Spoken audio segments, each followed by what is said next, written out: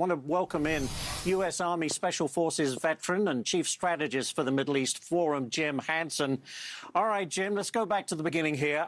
Your reaction to what we've heard from Hamas. I don't know if you heard Greg Palcott's report, but he was somewhat skeptical, saying the initial reports may have been overly optimistic. Oh, there are definitely a couple of poison pills in the Hamas statement. The biggest one is that the end state they anticipate is a unified Palestinian framework with Hamas completely involved. No, that's not going to be the way it plays out. They need to put down their weapons. They need to renounce their, decades-long genocidal attempt to drive the Jews into the sea and accept the fact that the Palestinian people are moving on without them. They don't seem to have come to that conclusion yet, and they're acting like they're reading from some sort of a la carte menu rather than 20 points they need to agree to, or President Trump's going to give Bibi Netanyahu the green light.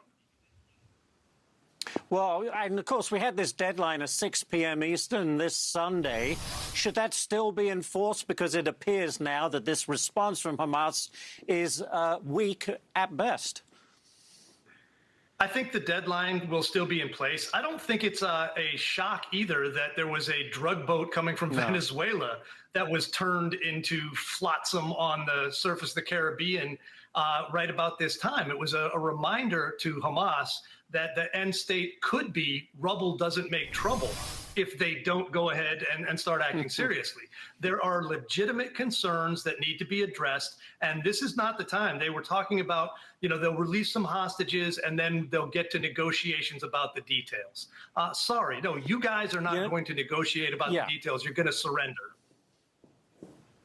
I mentioned this earlier, Jim, but there is reportedly this split within Hamas. You have the negotiators in Qatar, but you have the military arm back in Gaza. There's difficult communications between the two. But the bottom line is Israel and others who support this 20-point plan say you're going to have to drop your arms, your weapons, destroy them, and then pursue a peaceful future.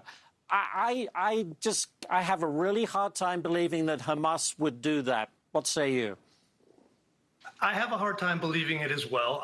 The split you were talking about is a real thing, and it's problematic for them. There's a third element that's starting to happen. The people in the Palestinian territories and in Gaza have had enough, and they've started to kill Hamas operatives. There are other tribes and other things involved, so there's no easy path out except surrender. Do you think we can come to some sort of agreement in the near future, whatever that length of time is? Are you confident, or is this going to drag on? I think the dragging ends Sunday at 6 p.m. one way or another.